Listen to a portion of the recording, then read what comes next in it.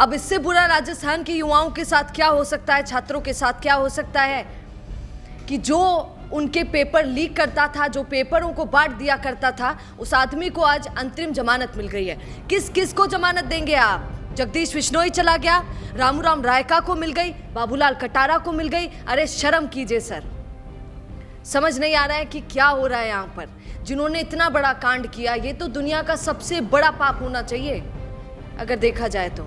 शिक्षा जैसे व्यवस्था उसकी की गई है, ऐसी व्यवस्था जिसमें आदमी खुलेआम पेपर बांट रहा है, फिर आदमी पढ़ेगा लिखेगा क्यों? भाई साहब, राजस्थान में कोनी होवा पढ़ला लिखला तो बनला नवाब।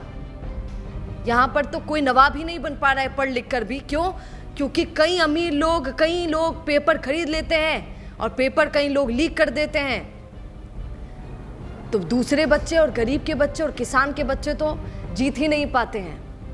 आप देखिए, बाबूलाल कटारा को आज अंतरिम जमानत मिल गई है और उधर से शिक्षा मंत्री मदन दिलावर चिल्ला चिल्ला कर बार बार कहते हैं कि डोटासरा साहब था ना जेल भेजला।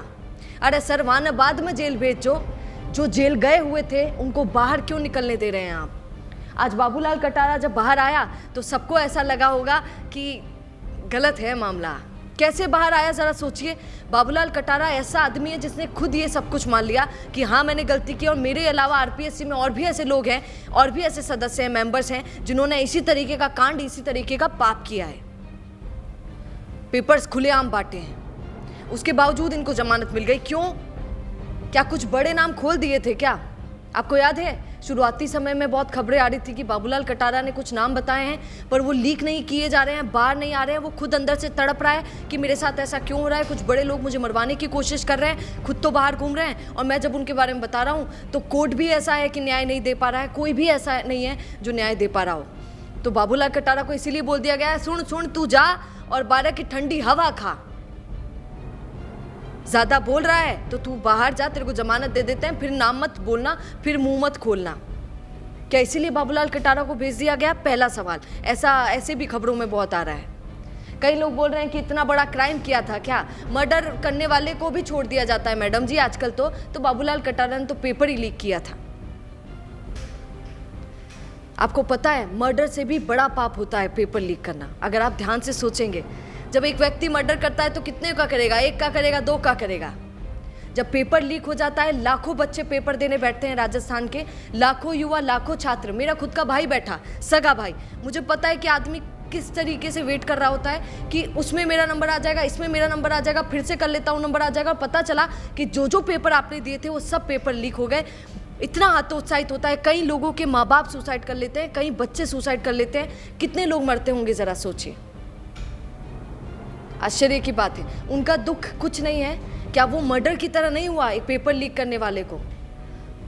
आप देखिए, पहले रामूराम रायका है, आज घर पर बैठकर राबड़ी पी रहे हैं, खुशी से अपना मतलब आराम कर रहे हैं वहां पर। उनके तो बच्चों ने भी कह दिया था, आपको 10 बार बोल चुकी हूँ। जगदीश बिश्नोई, कौन नहीं जानता है, सबसे बड़ा माफिया, पेपर माफिया, वो भी बाहर आ गया।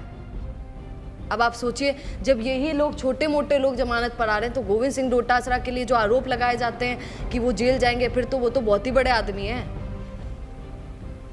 और खैर सुनिए, बाबूलाल कटारा को राजस्थान लोक सेवा आयोग का अध्यक्ष, आरपीएससी का अध्यक्ष सदस्य, माफ कीजिएगा, अशोक गहलोत सरकार के दौरान नियुक्त किया गया था 15 अक्टूबर 2020 को। जब अशोक गहलोत राजस्थान के मुख्यमंत्री थे, आरपीएससी सदस्यों की नियुक्ति राज्यपाल द्वारा की जाती है, लेकिन यह आमतौर पर मुख्यमंत्री की सहमति, सिफारिश से किया जाता है। वहां पर गहलोत साहब की भी सिफारिश रही होगी, ऐसा इसमें लिखा है। कई रिपोर्ट्स और ईडी की पूछताछ में कटारा ने कबूल किया कि उन्होंने आरपीएससी सदस्य बनने के लिए तत्कालीन, सुनिएगा, डूंगरपुर जिला कांग्रेस अध्यक्ष दिनेश खोड़निया के साथ 1.20 करोड़ रुपए की डील की थी। ऐसे होती है डील, और ऐसे आपका बच्चा पास नहीं हो पाता। आपको पता होता है राजस्थानियों, ध्यान से सुन लेना। उन्होंने खोड़निया के सहयोगी अशोक जैन को 40 लाख रुपए दिए। साथ ही कई कांग्रेस विधायकों, नेताओं, कौन कौन नेता हैं? गणेश डोगरा, डॉक्टर दयाराम परमार, महेंद्र सिंह मालवीय, रघुवीर मीणा, अर्जुन बामनिया, रामलाल मीणा, मुख्यमंत्री को उनकी सिफारिश की थी। अब आप सोच रहे हैं ये बाबूलाल कटारा के कनेक्शन कितना दूर तक है भैया। आपनों तो पार्षद से ही कनेक्शन को नहीं हुआ है, सोचिए, और इनका कनेक्शन इतने बड़े बड़े नेताओं से था। तो फिर तो आप मानकर चलिए आदमी का अंतरिम जमानत पर बाहर आना तो लाजमी है। आप क्या कहेंगे कमेंट जरूर कीजिएगा। क्या पेपर देने से आप डरते हैं क्या, ये भी बता दीजिएगा। नमस्कार। रुकिए और जरा ध्यान से सुनिए। क्या आप हमारी इन खबरों से अपने व्यापार को भी बढ़ाना चाहते हैं? तो आप भी खबरों के दौरान इस तरह के एलिमेंट्स पर अपना विज्ञापन दे सकते हैं, या फिर ऐसे खबर के 1 मिनट बाद अपना पूरा विज्ञापन डलवाएं, जो कि 8 लाख से ज्यादा सब्सक्राइबर्स और फॉलोअर्स वाले द फैक्ट इंडिया चैनल्स और पेजेस से राजस्थान के कोने कोने में पहुंचेगा और इससे आपका व्यापार, ब्रांड सब कुछ बढ़ेगा।